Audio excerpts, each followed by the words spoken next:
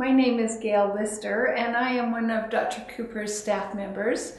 And I was here when the machine was first brought to the clinic, and I was a little bit skeptical about how it was going to work for our patients. But having a few minutes to use it on my own, we were able to kind of get used to using the machine. I got on it the first time and felt a lot of dizziness because I have vertigo. I have had vertigo since I was just very young. And when I used the machine the first time, I felt a little dizziness.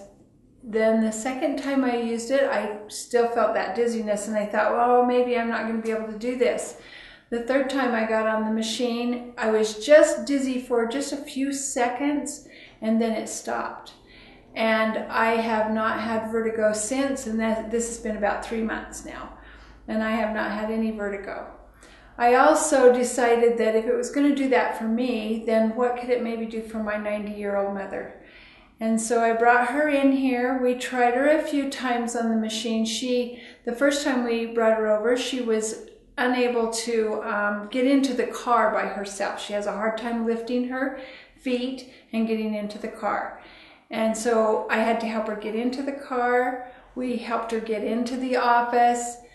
We put her on the machine, and when we left, she was lifting her knees and walking out off the steps and got into the car without any help.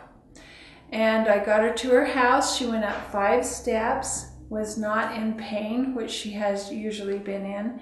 And so I told my sisters about it, and we decided to get my mother a machine, and she's been using the machine 3 times a day ever since.